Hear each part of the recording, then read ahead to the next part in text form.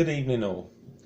This is a video to demonstrate the benefits of using a new substance that I've found called Isopropanol. It helps with degreasing trains, cleaning them up to a high spec and making them more reliably running on DCC. Basically, DCC is where a number of ones and zeros get sent down the track rather than a voltage, and if some of these ones and zeros go missing in the transaction, it can cause your locos to run erratically and all sorts of problems, including spikes and wild running. So this hopes to alleviate that. I've got a lot of stock currently in my drawers that I've put away for a rainy day that all needs servicing, and I see this substance about 2-3 years ago at Worthing exhibition. The Bognor Club were using it to clean the track, and I thought, wow, that's interesting, you know. It looked a lot easier than scrubbing it with a track rubber, let's say that. So I bought a 10-litre tub, and we haven't yet used it on our layout, but here's the plans for the future. And while that was sitting out in the kitchen, I thought, well, I'm servicing locos, let's put it to some use. Surely it's going to be beneficial while I'm servicing locos, and it seems to have been. I've only recently started this project, so I've done my class 40, which is now DCC sound and light, and that performs very well, but it run well when it was clean anyway. The one that didn't was the A1 class from Bachmann.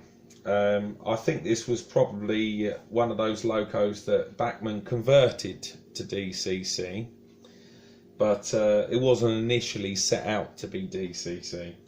It only picks up on the 3 main driving wheels, and all of these wheels are dead. The plug that's installed inside to plug the chip into is only screwed in one side because that was how it would fit in there better.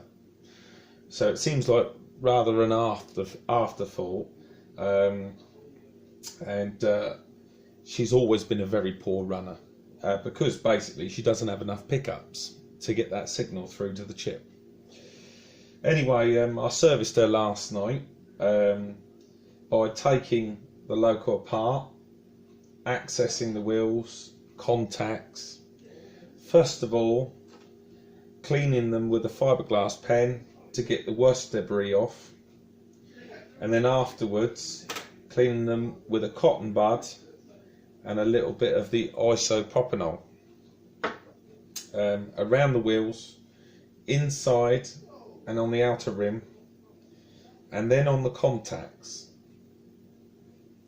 And I've done also the same now with an 08 shunter that also suffered poor running. This is installed with a Hornby Sapphire decoder, and I've literally just finished servicing it. I was doing a video earlier, but unfortunately the phone ran out of battery. So it's already been serviced, but literally today.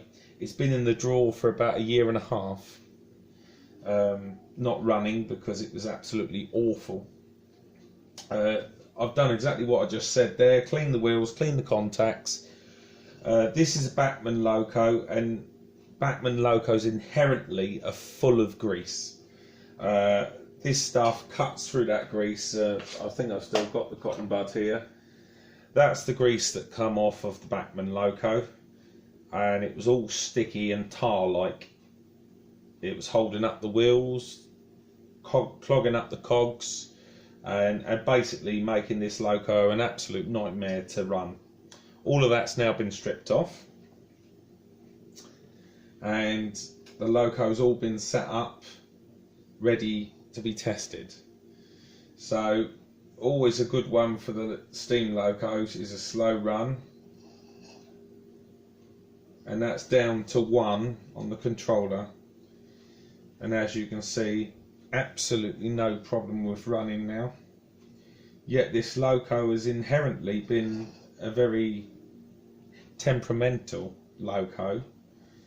I used to somewhat blame the Sapphire chip because the algorithm that the Sapphire is set up to doesn't suit Bachmann locos very well. But if you alter CV150 to a value of 1, it has a different algorithm, and that seems to suit them better. So obviously I've altered that as well. But as you can see, without any problems at all, that's happy to run on setting 1, speed step 1, with a very successful run. And it runs at high speed obviously as well, very smoothly.